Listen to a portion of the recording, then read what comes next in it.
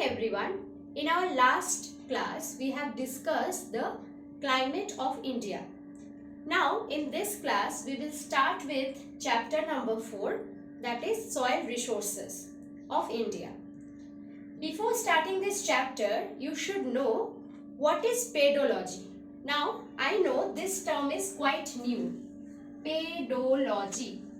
Pedology is one type of discipline or branch or subject that deals with the study of soil. So, one branch that deals with the study of soil, that is known as pedology. In geography also one branch is there which is known as pedology. If you want to study further, you can get so many information about the soil.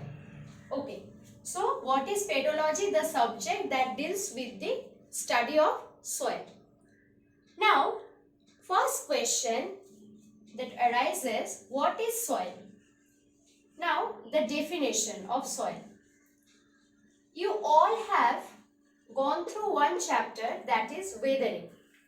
Okay, weathering means when one big boulder or rock is breaking down and the broken materials will be there only. It will not move by any type of agents. That is weathering. And when it is moving or when it is transporting, then it is known as erosion. So we all know the process of weathering. So in the definition of soil, we can say that soil means the uppermost or the topmost layer of our earth crust. The topmost layer of the earth crust, which has two important elements. One is organic, another one is inorganic.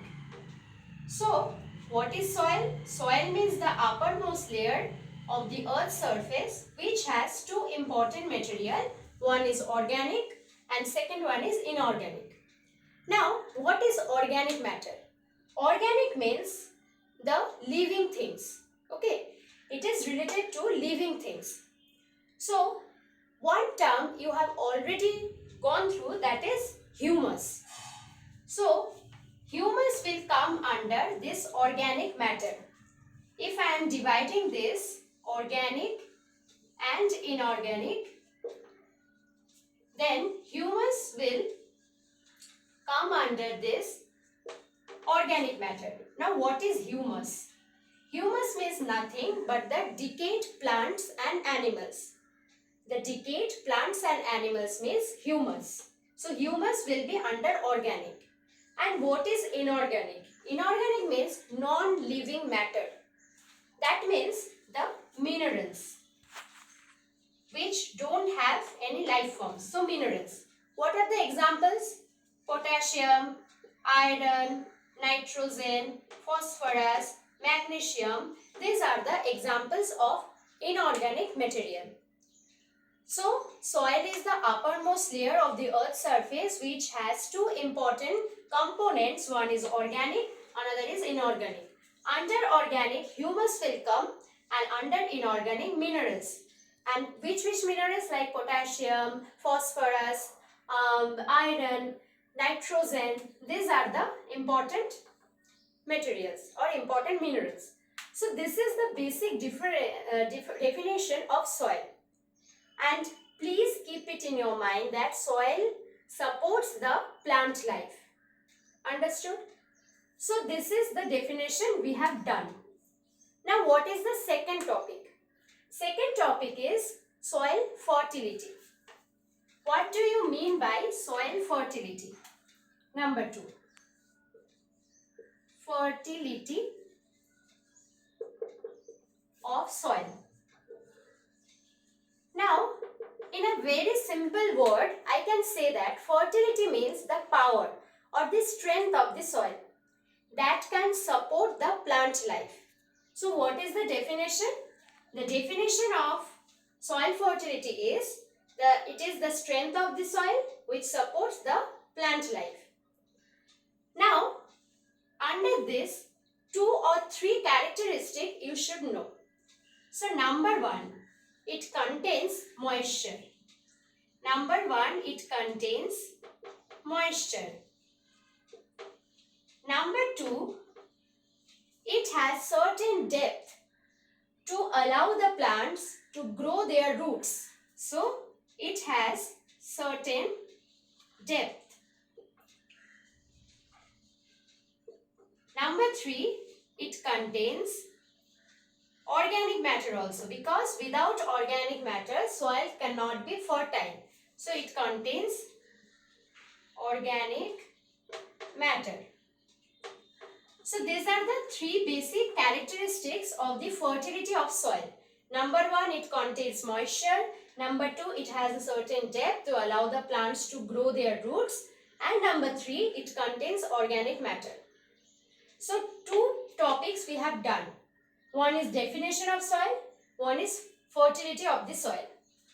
Now, we will discuss about the classification of the soil on the basis of its location.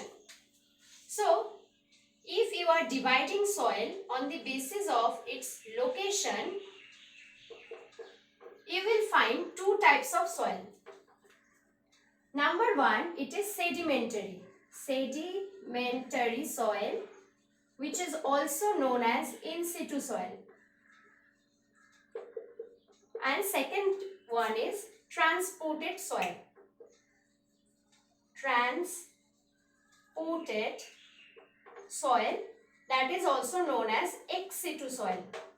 Now, transported, sedimentary, these words are familiar to you all. But what is in situ and what is ex situ? Basically, in situ is the nickname of sedimentary soil and ex situ is the nickname of transported soil. Now, what is sedimentary soil? Sedimentary soil means when one rock, it is breaking down into small pieces, and these pieces will not be transported by any other agent. The soil will be formed in their original place. So here one term is important, that is original. When the soil will be developed in their original place, then it will be known as sedimentary soil. An example, you can say black soil. And in situ means when one soil will be developed in their own original place, then it is also known as in situ place. And now, what is transported? Completely opposite of this. When one rock is breaking down and this small ingredients or particles of soil will be transformed by wind or water, that are the agent. Through this wind or water, when these soil particles will be transported and it will be developed in another region. It will be not developed in their original place. So, it is known as transported soil.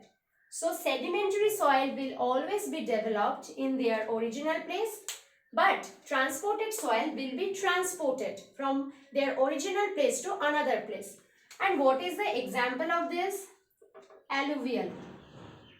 Alluvial soil is the example of transported soil. So, this classification is based on the location of the soil. In your syllabus, I think 4 soil types are there. Today, we will discuss only about 2 soil. One is alluvial and next is black soil. So, let's move to these 2 topics.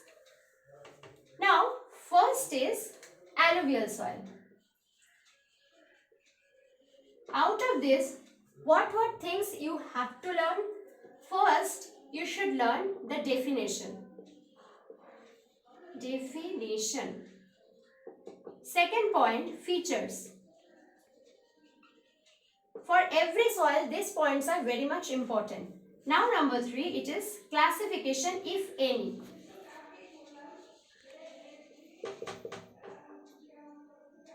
Classification, then distribution. It is also very important, and I am requesting you all to please try to draw the diagram of India's map. And last number is crops. like which crops are important. So for every soil we will learn this definition, features means characteristics, classification if any, and distribution and crops. So I am drawing here India's map. Okay. So through this map it will be easy for you to understand. Okay, so first it is the definition. Alluvial soil, it has also three nicknames. First is loam, second is riverine, and number 3 is fertile. So why alluvial soil is known as loam soil? Because it has silt, sand and clay in an exact proportion. When these three ingredients will be in exact proportion, then this soil will be known as loam soil or loamy soil. And why it is known as riverine soil? Because this alluvial soil, you know, it is transported soil. That's why I am writing here T. And by which agent it is transported? Yes, by river it is transported. That's why it is also known as riverine soil. So its second nickname is riverine soil. And why it is fertile? Because alluvial soil also has so many amount of organic matter. That's why it is fertile. And in our country, 40% of the area is covered by this alluvial soil. Now what are the basic features? Number 1, it is very fine.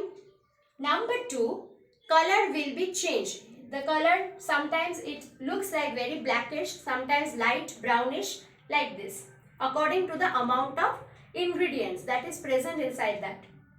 It has huge amount of potassium and nitrogen also.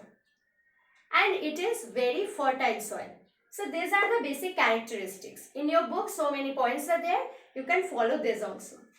Now the classification. Alluvial soil is divided into two parts. One is khadar and one is bhangar. Alluvial soil is divided into two parts, khadar and bhangar. These are the local names, that's why it's pronouncing in this way. Khadar means new alluvial and bhangar means it is old alluvial. Done? Classification. Now next is distribution. Distribution means like here, it is inland distribution of alluvial soil. See the Gangetic Plain region. Somewhere in coastal region also you can get this alluvial soil. And obviously deltic regions means here.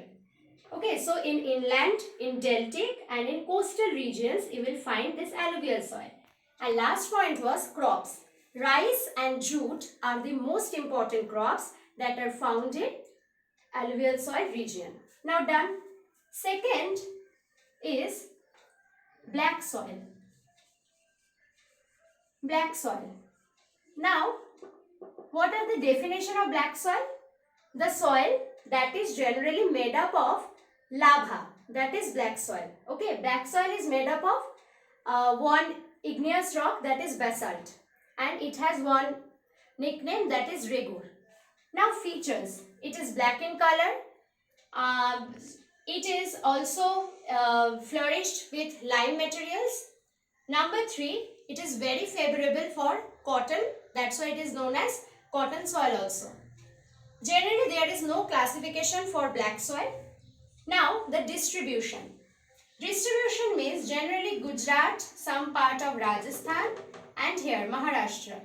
These regions are covered by black soil. Okay, these regions are covered by black soil. See this. And what are the important crops? First important crop is cotton. That's why black soil is also known as cotton soil. And in some parts oil seeds, grams, these are also very much important crops for black soil. So I hope you all have understood what is alluvial and what is black soil. In our next class, we will discuss about the rest of the soils. Thank you.